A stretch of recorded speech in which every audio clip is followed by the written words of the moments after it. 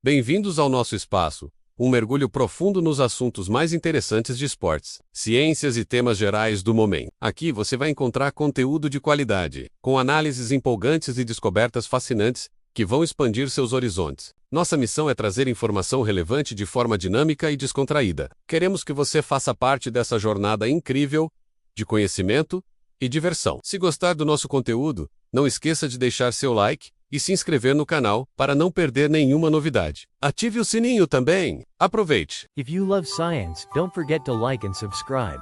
Imagine trying to swim through a pool of cold, thick honey. Not just for a few minutes, but perpetually. You push, but as soon as you stop, you instantly halt. All momentum, all inertia, is erased the moment your muscles relax. This isn't a sci-fi nightmare. This is the inescapable reality for every single-celled organism on Earth. For us, swimming involves inertia. We push water back, and our body glides forward, overcoming friction. Our world operates at a high Reynolds number. But when you shrink the scale down to a few microns, the physics flips. This is the realm of the low Reynolds number, where viscosity, the stickiness of the fluid, dominates inertia. Water, to a bacterium, is thicker than molasses is to us. This simple physical fact dictated one of the most profound evolutionary leaps in history. It forced early life to invent digital logic. Not just for communication, but for the fundamental act of survival and motion. In the low Reynolds number universe, movement is incredibly difficult. An organism cannot simply perform a smooth, symmetrical stroke, because the water instantly undoes the work. If you move your arm back and forth in a reciprocal motion, like using a simple piston, you'd simply oscillate back and forth, ending up exactly where you started. This is the essence of what mathematicians call the scallop theorem.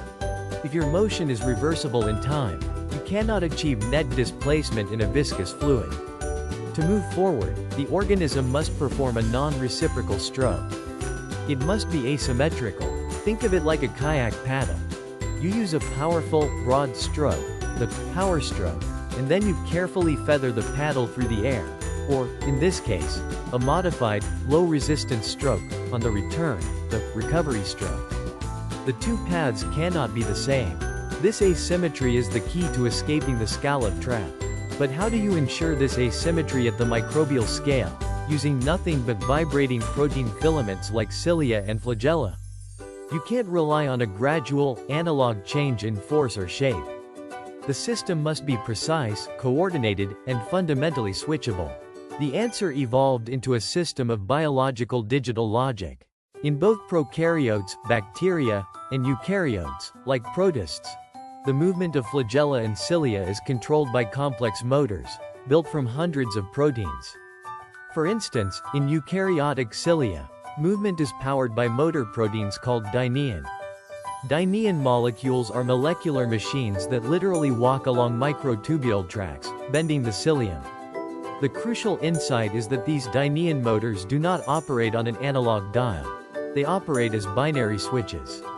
Each dynein motor is either on, meaning it is hydrolyzing ATP and generating force, or it is off. Furthermore, the coordination between the motors on one side of the cilium versus the motors on the other side must be perfectly timed to create the distinct power stroke and recovery stroke. To achieve this necessary, complex, non-reciprocal wave, the cell must execute a coordinated program. It needs an internal clock and a system of logic gates. For example, to switch from the high-force power stroke, state 1, to the low-resistance recovery stroke, state 0. The cell uses chemical signals, primarily calcium ions. When calcium levels reach a specific threshold, it triggers a conformational change in the structural proteins, effectively flipping the state of the dynein motors across the entire flagellum. This is not a gradual ramp up or ramp down. It is a rapid, catastrophic flip from one distinct operational state, power, to the next, recovery.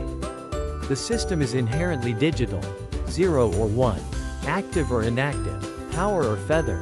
Essentially, the first living engines were required to run on binary code because of the physical constants of their environment.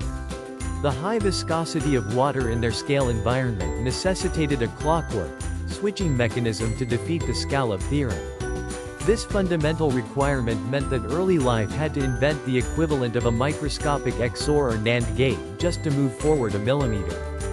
So, while we often think of digital computation as the domain of silicon chips and complex brains, the core concept of discrete, on-off, switching to execute complex programmed tasks emerged on the primordial Earth, driven by the need to swim in molasses. The viscosity of water did more than just slow them down. It forced early biology to encode computational precision into its very structure, laying the foundation for all the complex neural logic that would follow hundreds of millions of years later. It is a beautiful example of physics shaping evolution, where the simple stickiness of water dictated the invention of the digital switch. For more incredible facts like this, don't forget to subscribe and turn on notifications.